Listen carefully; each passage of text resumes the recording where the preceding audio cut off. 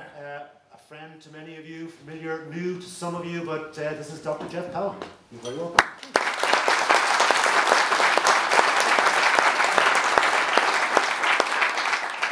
So I think, Geoff, in the hours that we put into practicing this, we decided that we were going to get the audience to do something right up front. Well, you weren't really joking about the check-in, but check-in around mood might sort of give you a good basis for what we're going to then talk about. So what we'd like you to do is just, as most of you who've done the courses will be familiar with, just take a moment to check in with yourself. Just, notice inside and how are you doing right now in terms of what's your mood as you sit here.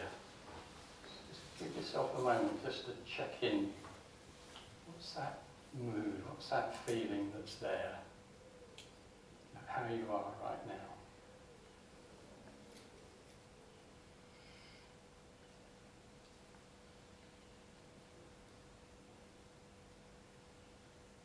Maybe there's an image or a word that captures that mood that's there right now.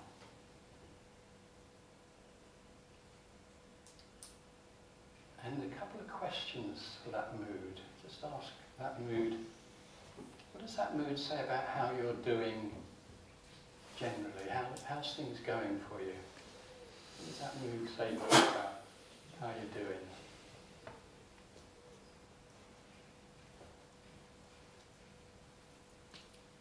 See what comes back. And the second question, what does that mood say? If you ask that mood, what answer comes back when you say, how is this mood I'm having right now to do with this evening?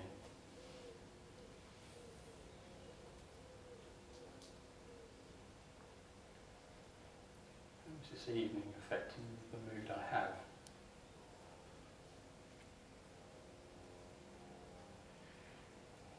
Okay. And back to the room and just take a couple of minutes just to talk to a partner about that, about if you felt that you have a sense of your mood and what questions, what answers. You might need to turn around, who knows. But just what came out.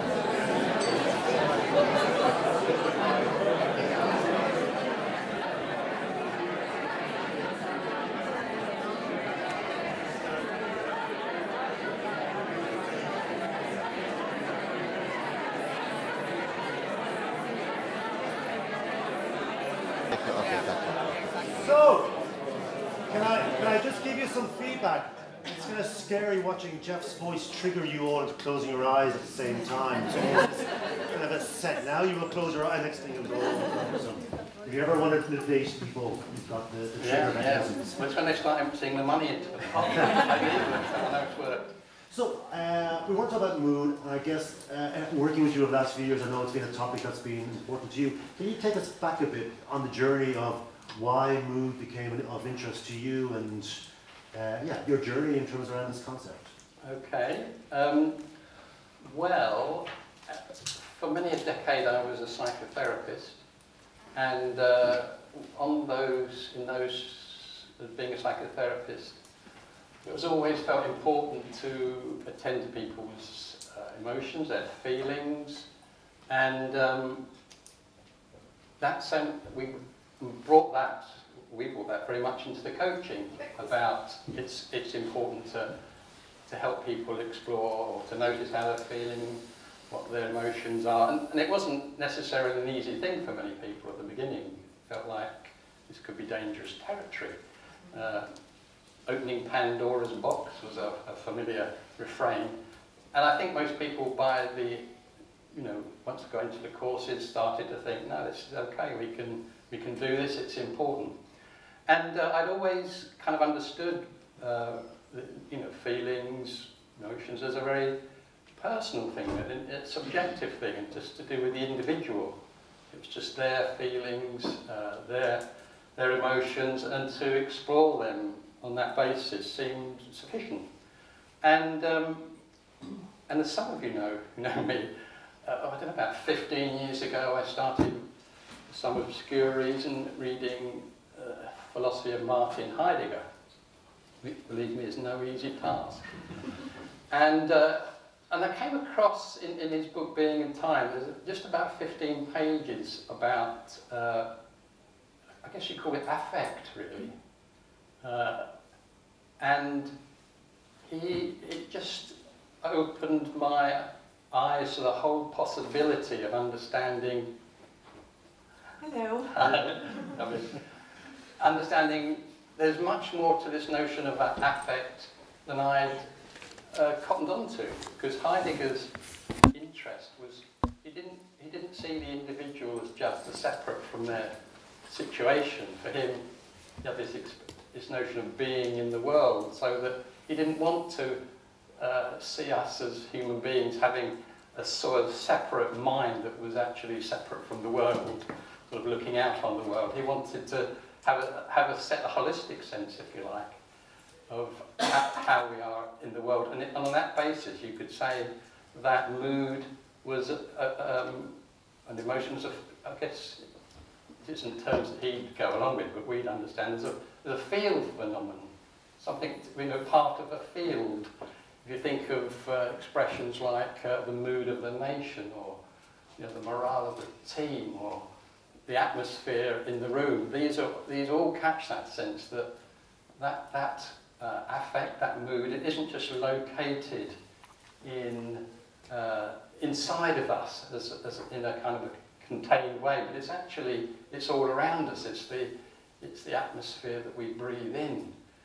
And I like the notion of atmosphere, because it's, if you think about an atmosphere, it's all around us. We breathe it in, but in turn we breathe into it. It's circulating. And so that's, it just started to open up new horizons. And just a bit of terminology, which I've written up there, a bit of German. So Heidegger's word for this territory of affect, if you like, was, my German's not good, but Befindlichkeit. And it was a word that it's a German word, but he sort of customized it to his own uses, and it has lots of different connotations. But literally translated, it means, how do you find yourself? Which is an interesting notion. But colloquially, it translates very nicely into English, which about how's it going, or how are you doing, which we are so familiar with. How's it going? And you ask yourself, well, what is the it? What's the it in it? How's it going? And the it is the whole thing. It's our whole lives, really. How's it going? And so if you ask that question to somebody, they'll say something like, yeah, it's kind of going all right, really. Working hard, maybe a bit of trouble with some of my kids, but yeah, it's kind of all right. And in that kind of answer, you're getting the whole, it's kind of gathering up a whole sense of how things are, but also not just the facts of the things, if you like. It's also the feel of it. It's going well, or it's not going well. And we don't, as we kind of respond in that just natural way, we don't separate out the feeling from the whole thing. It's all the sense of it's all part of the same thing. So just to kind of recap, so emotion is mind, and it's a feeling, but mood is a combination of feeling and facts, and it can be mind, but it also can be collective. Well, I guess one question is, what's the difference between mood and emotion, I guess? Should I ask you that question? And look at your critics. So the difference there is usually, and it's not a sharp difference, but usually emotion is, you know the source of it. I'm angry that somebody scratched my car, or I'm really excited because I've just passed this exam or something. So you kind of, the moods, the emotion is quite well defined. Here, you know what it is when I'm angry or whatever. But also what it's about is quite well defined. You can see what it's about. Whereas with a mood, it's much less, a mood's often harder to name. It's a bit like when I ask you to, what's your mood? It might be that the word, whatever it was, wasn't easy to find. But you could, there's something there, there's a feel there, but so a mood is often harder to define, and it's also often harder to attribute it directly to some particular thing. It tends to gather up the strands of whatever's happening. So that's, and so I'm so fascinated by this notion of mood. Because one of the things that Heidegger said, and the more and more I think this is true, is he said mood has its own understanding.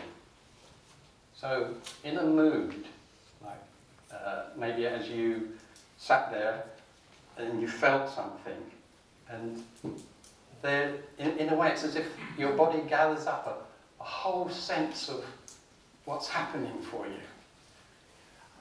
How does that link into some of the work by Gendlin around felt sense and this idea that it's not just the brain that has intelligence? Is that connected in any way? Well, again, a lot of you know that I'm really interested. So Gene Gendlin, he has this notion of focusing, which is all about that we all have a felt sense.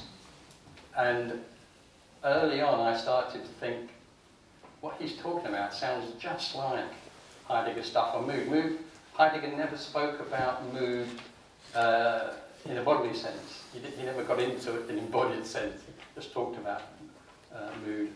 So, and as I read about what Gendlin says about the felt sense, it seems almost identical. He's saying a felt sense gathers up a whole sense of the circumstance. And if you pay attention to it, just like if you pay attention to that sense of mood, you will find an understanding of the situation that and both Heidegger and Gendlin say this, that goes further than is possible by thinking alone. And I really believe that's the case. So if I don't understand what's happening, and I've got this feel on me, this mood on me, I will, in a sense, ask the questions that I invited you to ask about that mood. What is it? Is there an image? Is there a name? What's in there? And usually, hopefully, an answer comes back about what it is, what's happening. And I trust that far more than I trust this. So can I pick up, there's an article you wrote, which is available as a handout, and we'll email that to you guys as well, but there's a phrase in the article that talks about, I may not get this right, but mood is future forming, or that my mood I didn't just wake up with a bad mood or in a mood, and it's also got a future aspect. Can you clarify that? I'll come back to that aspect. I mean, it's interesting, I wrote that, and I've just checked it out before, and it's 2014. Blimey, that's 5 years ago, that's a long time. But when I wrote that, I was really taken by the way the mood catches a sense of what's going on that is far more revealing, if you like, than thinking. And that was mostly what that was about. There's a real example in there that it still sits with me, a colleague of mine who had to make sort of some life-changing decisions with her family. She wanted to support her husband who was making a big move, and it would involve moving schools and all sorts for the kids, and she really wanted to support him, so she said, yeah, that's great, yeah, let's do it, after lots of thinking about it, and she really committed to it. But she said she really committed to it and was very excited about it. Right through the summer, she noticed in the background a kind of a flatness, a kind of something that just wouldn't go away. And because of the work we do, she knew that thing about, I'm going to sit with this and get a sense of what, to use the expression here, what this mood is about, this background mood that I don't want to know about. And in the end, she found the words that caught that mood, and it said, what about me? The words were, what about me? And she realised that she had been so keen to support her husband that she was, in a sense, putting her own, or she would be putting her own career on hold, and a lot of other disruptive stuff around the kids. So, and that prompted her to go back to her husband and say, actually, I've said I want to support you, but this move, this isn't right. And actually, it had a really good outcome. Good things came from that. But what fascinated me in it was this mood, she didn't want it. She would have just done anything just to get on, but it wouldn't go away. It had a deeper understanding, if you like, than what she was consciously able to think about. So I really trust this more than this, and that's what that was in that paper. And I suppose what's interesting for me is what I hadn't got clear about in that paper was I was kind of saying the mood understands the situation, but what I hadn't got so clear about was, but it also includes how I am in it, or how you are in it. In other words, it's both a situation, it's kind of an evaluative sense too, about in terms of my life or your life. The mood gathers both the situation, but in it is what it means to you, what it means to me, what it would mean to her, to this flatness, caught the sense of what it would mean to her to actually make this move. It knew better, and it was speaking to her about what was right for her too. So what I hadn't quite got so clearly in there was the way mood both gathers up both the situation and how I'm in it. And all this making sense to you, but it's clear to me. And out of that, this word Befindlichkeit, it's translated as mood, but it's got a second translation, which is of attunement, and that moods attune us to the world. I couldn't get really clear about that for some time, and I don't know how clear I am now, but what I think I understand is that moods, in attunement is how the world's going to show up to us. So the expression I've come up with is moods, they in a sense, shape the contours and the horizons of our understanding of the world. And what I mean by that is, that if you take, say, Brexit,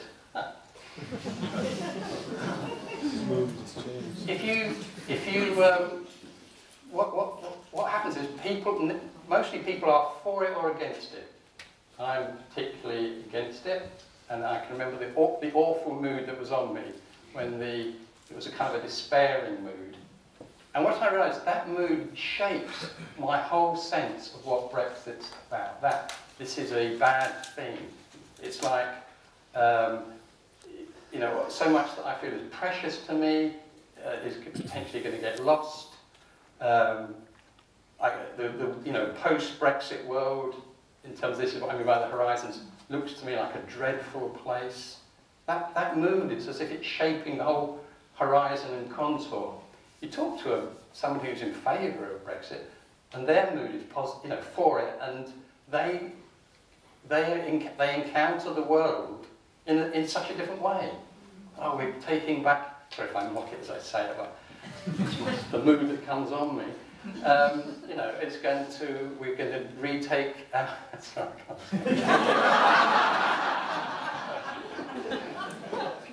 We just run the Nigel Farage. Yeah.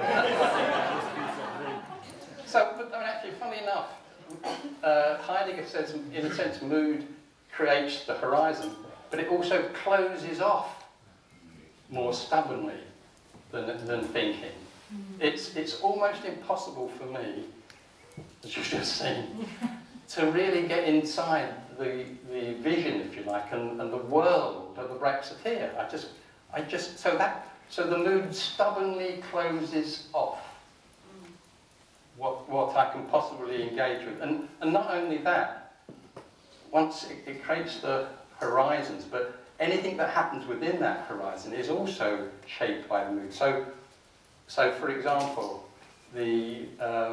Bank of England comes out with a statement about the, you know, the detrimental effects of Brexit, and I think, yeah, it's awful, isn't it? Why could anybody possibly think this is going to be a good thing? The Brexiteers say it's Project Fear. And so, you know, that evaluative sense of the mood, and you can see it, you know, you can see it in its extremes around the Trump stuff.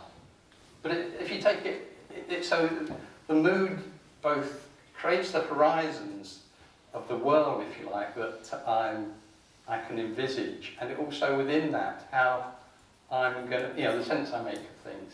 So that sense of attunement, I just find so interesting. So that's the territory I'm, if you like, I've got it all clear, but that's really enticing me to get clearer about these things.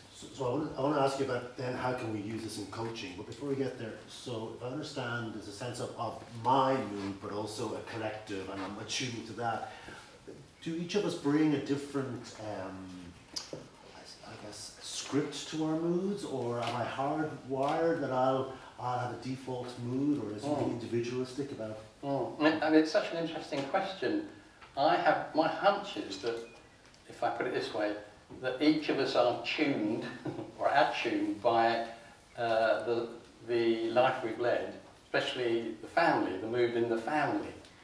When we're small, it might attune me to a sense of anything's possible, or it might attune me to a sense of suspicion or excitement. I have a sense that moods, you know, that we, if describe mood as an atmosphere, it's as if we each have take our own climate with us, okay.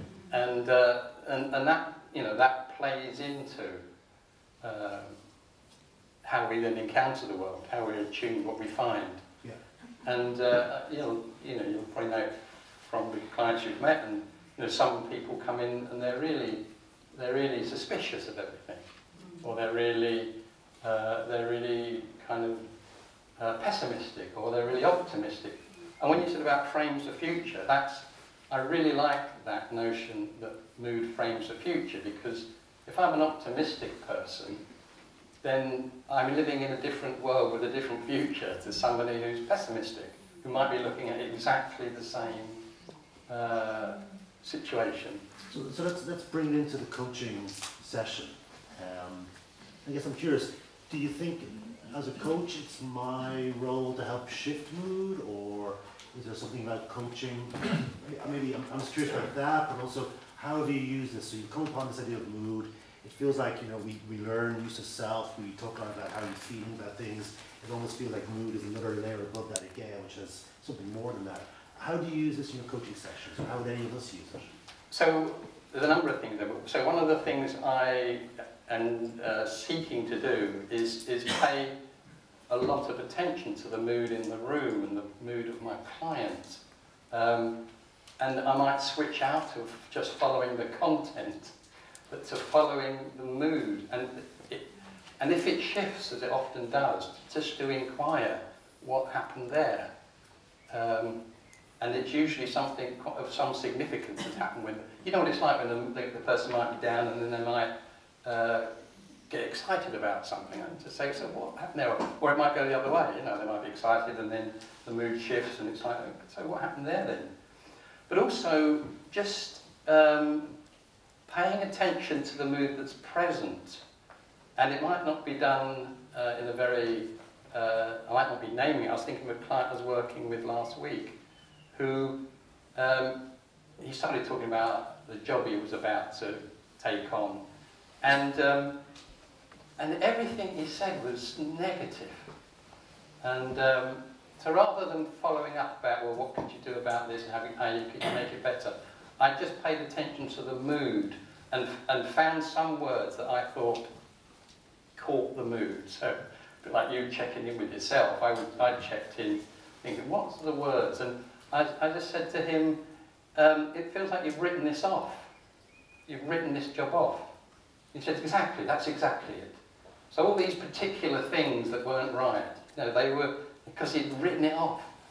And as we talked more and knowing some of the other stuff, this sense of the mood, the writing off, was across the board. It felt like he'd written off and was writing off so much of his life. And it was interesting where, and then when we put that centre stage, this writing off, where he got to was, in a sense, he was living the wrong life. He was going down the wrong path, and that the issue for him was what would be the right path, and starting to find, in terms of mood, where would the excitement be? What matters to him? That's the question, because mattering is a mood. There's mood in mattering. And so, and he started to get a feel for that, and it's an interesting word, a feel for it. He started getting a feel for what would matter to him, and some excitement came into the session. So, it's starting to, so I'm paying increasing attention to the mood, as much, if not more at times, than the actual content of what somebody's saying. If you had just simply asked him, how are you feeling, you may not have got access to all of that? I think it wouldn't have got it in the same way, really, because I think the feelings, he'd probably have tended to go to particular feelings in about particular circumstances. Yeah, I'm a bit fed up about this job, I don't really fancy it much, I'll put up with it, Yeah. So I think that the global nature of the mood, it catches it, the whole thing, and how we are in it. Yeah. So we've got about 10 more minutes before we do some Q&A, but should we just check back into the mood of the room? By all means. Yeah, so I guess we had you in pairs a few minutes ago, checking out what your mood was before we started. We obviously don't want any negative feedback that the mood has died. But how are you right now? If you go back into your pairs, what are you noticing about your mood right now, based on listening, sitting there? Yeah, so to get you back into your pairs, what are you noticing about your mood? How would you name it right now? Can you join us? Were you paired? We're paired. We're paired.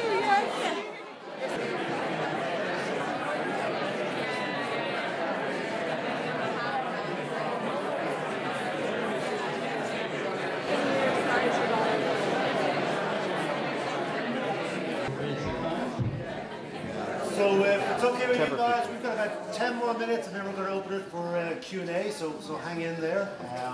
And we'll have food to drink afterwards as well, so please hang around.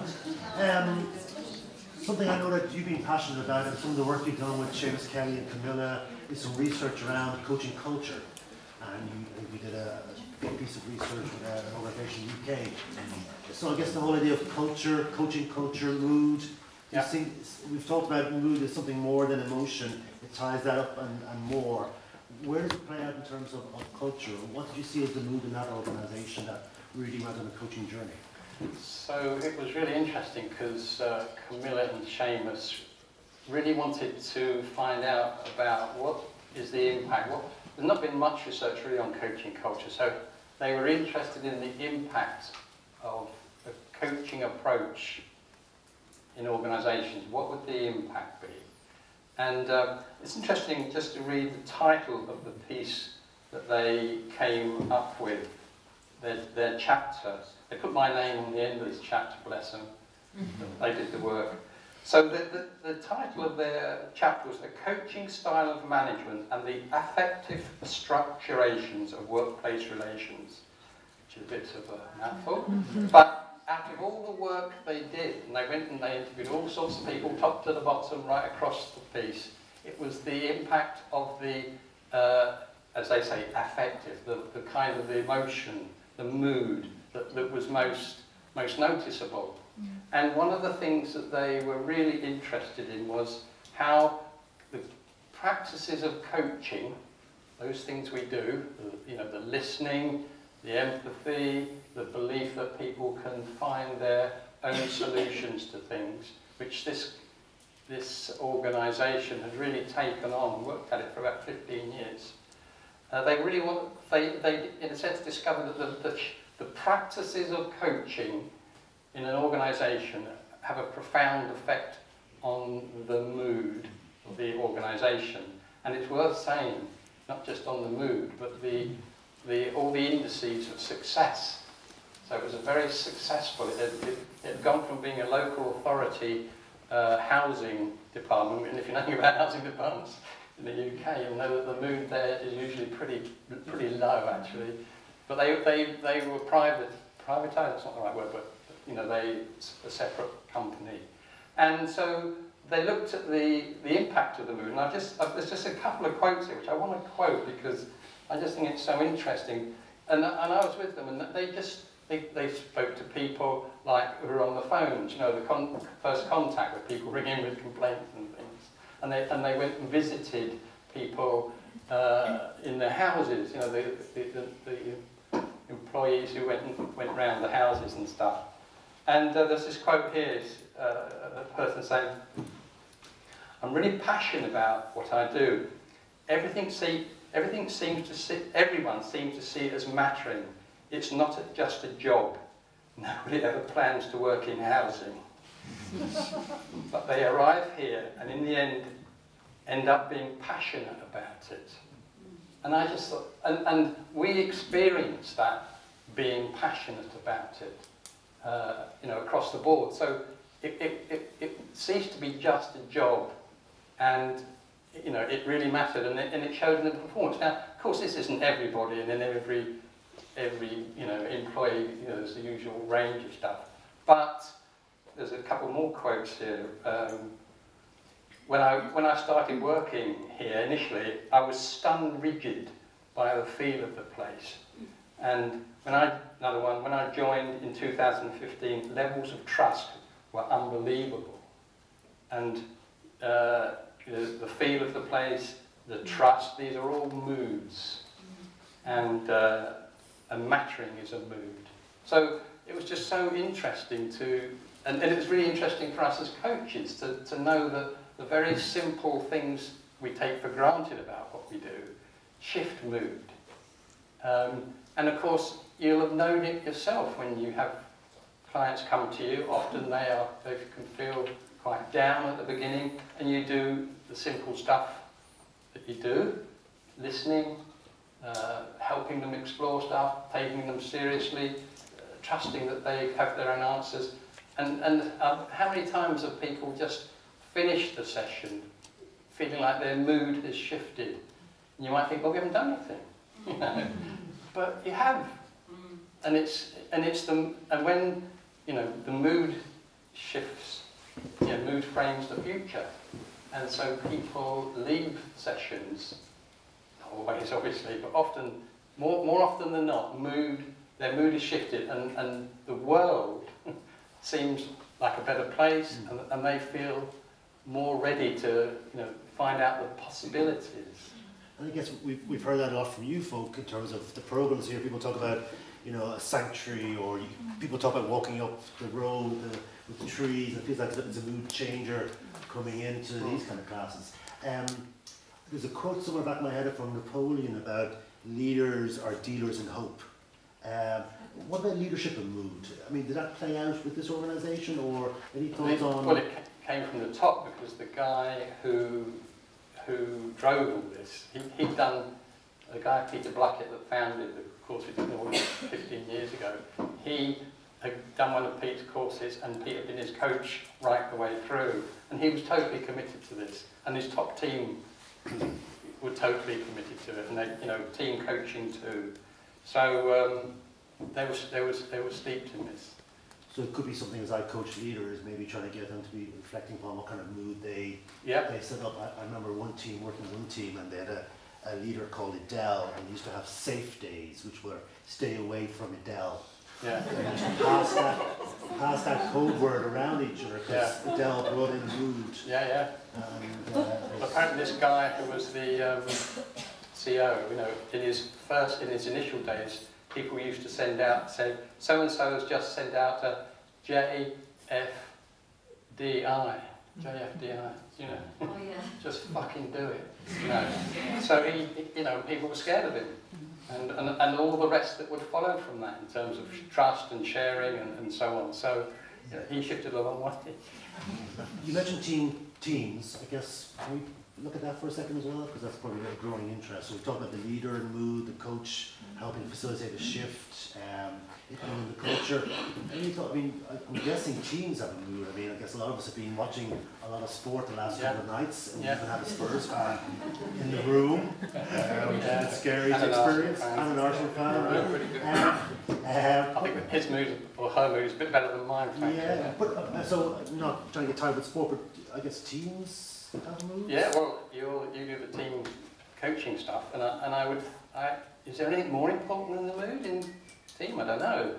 If there's a mood of excitement and optimism and possibility, rather than say a mood of pessimism and fear. What's that worst mood of all? Cordial hypocrisy. You've got some of that, you're in big trouble. So yeah. I mean, and I suppose that raises the questions. Well, what is it that can shift moods, and the importance of the leader in the mood? What's the Goldman book on primal leadership? And mood is a primal task of leadership. So the guy who's the CEO of the organisation, it was a big open plan, lovely building actually, which they had specially designed, and he knew that as he entered the building, all the eyes would be on him to see what his mood was. So one of the questions I'm not trying to say I've got the answers to loads, is how much can we, because I think mood is based in a reality of things. It's not just something you can put on like a different coat. So how much can somebody, like a leader, just give a performance of mood, or does it have to be more deep-rooted than that? Maybe the leader needs to be in a good place, and of course the coaching is something that can enable that. So I'm going to pause us there and trying to open it up to you folks. So we got time. Any questions, insults, observations, whatever you have for? We're going to. You've had enough. You're just going to leave. So Bobby, Yeah, thank you very much. Thanks for the presentation. I just had a question in my mind about... He's a Spurs fan, by the way. Yeah, good luck tonight. About trusting mood, because I'd just like to explain how two of the things you said fit together. So you explained about your friend who was prepared to initially to follow her husband's career move, and then the move made her change and it was the right outcome, and you said that you could really trust the mood of what's happening, and that the mood understands the situation, and that's an original idea for me and very interesting. And then when you were talking about Brexit, you explained how the two sides of the Brexit debate are affected by different moods. So, I mean, presumably, from what you said, you don't think that the pro-Brexiteers' mood understands the situation. So my question is, when can you trust mood and when can you not trust mood? I guess it's not just the situation. It's myself in that situation. It's a kind of an evaluative sense in terms of my own life. And when I say I trust it, I think what it is, it's that felt sense that this is the bit I trust, and be interested to know how that deals with something global. I think the global mood, we feel it here. And so one of the things that I do as a coach is invite people to pay attention to this, just like we did a bit here, and then invite them to find out what's in there. And it's often quite complex what's in there. But in a way, it's like, what is right, what's in there usually is the circumstance and how they are in it, in terms of what's important, what matters in their lives. So it might be with a pro-Brexiteer, it is, after doing all that work on their mood, it's the right thing for, to continue with this, Brexit agenda. And so it's not like I'm saying there is only one world out there, but it might be. I mean, it might be if I, paid more attention to my mood. What else might I find there? The strands and so forth.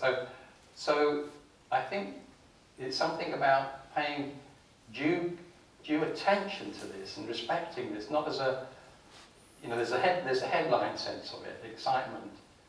tells excitement about something.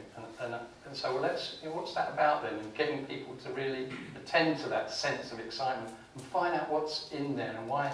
What is it about the circumstances for them? So they are the circumstances that. There's an analogy. I'm not sure if this is the right one, but you know, you can polarize light, so that you just let in certain aspects of it. And I think mood polarizes us, attunes us to you know, an aspect of the world which is not true or false as such, but it's just it's almost like a take on the world. And so I'm not sure if I'm answering your question, but that's my sense. It's about really giving it good attention, seeing it's complex. Moods are complex, and finding out all that's in there, sort of thing. And that's where the genuine stuff I find so interesting, to that method of that felt sense and what's there kind of thing. You can ask it questions, that mood. So I see Niall and Laurence as well. So Niall, yeah, good. Do you think, Geoff, it's a function of what we call gut knowing or instinct? Yeah. It's had all of those things, hasn't it? The gut, intuition, these are all kinds of references to that same kind of territory. What link do you make between our mood and our soul or spirituality? I don't know the answer. I'm not that tuned into spirituality. Because we talk about team spirit a lot. In terms, yes. So say that again, because when you said spirituality, I thought you meant a more sort of kind of, you know, religious. No, I mean more in terms of soul. You know, when we talk about the soul, when everything you think you're totally aligned with yourself. And yes. So I'm just wondering, is the mood in that territory? Yeah. Or is there a difference? Do you see a difference between the two? So this may not be exactly the same, but if I think in terms of of mattering, what really matters, is that different to soul as what's my life about? What's the right life? Those kind of questions. Is that the same kind of territory, or am I missing it? I can think about that. Right. For me, it's more about the alignment. You know, when you feel everything is aligned. In yourself, sort of thing. So it's even deeper. I don't know where mood fits in. Yeah. Does mood fit in, or is that the same thing we're talking about? I think you're taking the question into territory that I don't feel clear about. So it might be a question, I think you'll be clearer about that territory, so it might be something for you to follow. What does it do to your mood if you feel aligned or something speaks to your soul? It feels really good. Okay. And I feel like mood is a consequence of it, but not necessarily the cause of it. Okay. But I've been struggling to find myself a connection, so I was hoping Geoff could help me. So we've all learned over the years that's a fruitless. So I guess if I was to give a more existential rather than spiritual thing. That's where I'm going. That's the territory I'm going. That's why you're yeah. So for me, and again, it goes back to that sense of what matters in life. So existentially, that question: Am I living the right life? And I think that the mood, for me, absolutely gets it. There's a mood around when I think what I'm doing now is just what I need to be doing, and I wouldn't be surprised if a few others in the room know that. And if I'm off it, if I'm losing touch with that, the mood shifts. It might become one of more like frustration or disappointment or boredom or such like. So I think the mood that goes with that is absolutely there. And I think it's the most powerful question I ever ask in coaching to people, is like, what really matters to you? And its close cousin, are you living the right life? And that usually gets a bit of an intake of breath, really. But it helps. you know, when people are talking about really complex stuff, often what matters to you in this, you know, just cuts through it. And people know, you know, it is a mood thing about what the answer to that question is. A mood thing. It's like, you know in your gut whether this is right or wrong. That's the question. I saw Eileen and then I see David as well there. My question to that is about the contagion effect of mood, you know, and I suppose the impact of group thinking and how you can get caught up in momentum, and I suppose any thoughts on that, in, you know, people feel they're misaligned with the mood and they've got kind of carried along with it. Well, again, it's like the atmosphere, isn't it? That we do get caught up in mood, and it's really interesting. That maybe that's a great thing. If you're a Liverpool supporter or a Spurs supporter, God help you, then you'd really miss out on an enrichment in life if you didn't, or you know, in a choir or you know, some shared event. If you don't catch the mood, you're in a different place to everybody else. And then there's the other side of that coin of just how to know when a mood is leading us astray. There has been some stuff written about this, I can't recall exactly where, but they're fundamental. And you know, again, that Goldman thing about the primal task of leadership around mood. You know, of a leader, it's to shape the mood so that people are ready to, you know, to follow and to go places. If you haven't got the right mood there, it's not going to happen. I'm sorry. I'm going to go to David and then I'll see Deirdre then back as well. The example that came to my mind when we were talking, and forgive me, we're back to sports, but we're not talking about soccer anymore, we're talking about real sports like rugby.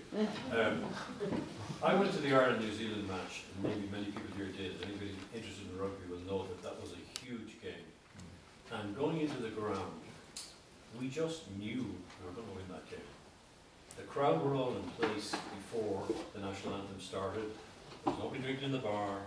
The atmosphere, is the word we used, was fantastic. And we won the match, and we won it well, playing well. Good New Zealand team, we won it playing well. 3 months later, substantially the same team turned up in the same stadium to play England. And it was flat. There was nothing. People were coming in, going and getting drinks when the national anthem was being played. There was no atmosphere, and we lost badly. Not playing well, playing badly. Which came first? The chicken or the egg? The crowd or the thing? Or is it all the same thing? Well, the way you tell it, it sounds like the mood came first. And if we could fix that, we can win every match. Let us know if you figure that out. I said it. Deirdre. I was picking up on the point you were making about the leader shaping the mood of the team, and I'm trying to figure out in my head, obviously paying attention to the mood is hugely informative. So if the leader is changing or seeking to change the mood, would the leader not be better initially anyway to pay attention to what's causing the mood before trying to shift it? And then I worry about the shifting piece because that's going to come from the brain, and I've heard that, you know, the actual mood is telling us more and might be a bit more honest. Well, I wonder, I think Seamus and Camilla they have got this notion of practices that can change mood. So the practices of coaching, the listening, the empathy, the good questions, the believing in people, the willingness to get feedback, these are all practices, and they're not just located in people's heads. So, and in that organisation, those practices were widespread, so they were cascaded down to the managers. So I think it might be, the question might be, what are the practices that need to be in place here for this change agenda to be successful? If it's just a hurrah thing, you know, with the leader kind of trying to gee everybody up, usually that doesn't last. It might not even last the meeting. So, I mean, you're touching on for me what seems like the key questions, I think, for me going forward, which is how do we deliberately shift mood? And I can't separate that from the question, if I still believe that mood has its location in the circumstances too. It's not like we can just decide, they're a bit like mood anchored in the circumstances. It's not like we can just up anchor or cut off the anchor. I guess it means something here needs attending to in the reality of the situation if we're to really make a move. It can't just come down as a diktat from on top.